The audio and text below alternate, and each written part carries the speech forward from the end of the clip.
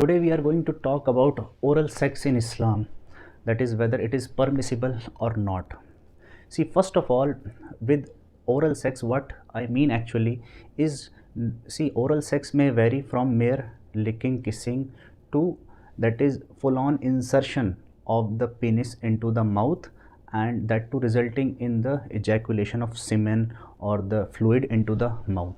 So that is in actual is oral sex, not just mere kissing or touching the penis. That is allowed, but what oral sex refers is actually the insertion of penis into the mouth, and that too, that is releasing of the semen or also the pre-ejaculatory fluid into the mouth.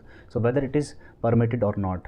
See, oral sex, that is insertion of the organ into the mouth, and which causes the fluid to enter into the mouth, it is not at all, it is not permitted. The evidence of which I will provide. See, there is no direct evidence to this effect, but there are many indirect evidence to that, which I will mention. See, it is mentioned in the Quran. It is narrated by actually Bukhari and Muslim also, this hadith, that Jews, they used to claim that if you approach your wife from behind, then the child will be born as cross-eyed. That is from behind, that is, but in vagina only, from behind position. If you are approaching your wife, then child will be born with cross-eyed. So to that effect, this ayat was revealed, that is nisa'ukum harsul lakum fa'tu harsakum anna shi'tum, in Surah Baqarah, Surah number 2, ayat number 223, that your wives are your tilth, so approach them in the manner you like, that is from front or behind. That is it is said that through any position, but it should be, the sexual intercourse should be only in the vagina, not in the anal canal. It is forbidden to have sexual intercourse into the anus, that is anal canal. So but it is only allowed in the vagina through any position.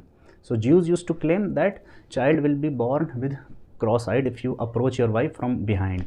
So because of that, this ayat was revealed. So see, so there is a reporter of this hadith, Ibn Juraj. He said that Prophet said that from front or from behind, إذا كان ذلك في الفرج, until it is in vagina. So intercourse should be in vagina, that is in the vaginal canal. It is made for that. Mouth is not made for that. Anal canal is not made for that. This hadith indirectly, it proves that oral sex, that is inserting of penis into the oral cavity, it is not allowed, because it is only permitted in the vaginal opening to insert the organ, that is penis, in the vagina. It is mentioned also, it is mentioned from this hadith that Ibn Juraj, he said that Prophet said from behind or from front you can approach your wife, but the intercourse is a kana dhalika fil farj, that it should be in farj, it should be in vagina only, the intercourse. So this proves that only in vagina inserting the sexual organ is allowed.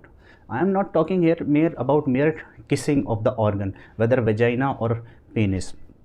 To that effect, that is allowed, that much is allowed, but to insert wholly the organ and the fluid goes into the mouth, that is the pre-ejaculatory fluid or the semen, if it goes into the mouth, it is totally haram. It is not, it is unclean.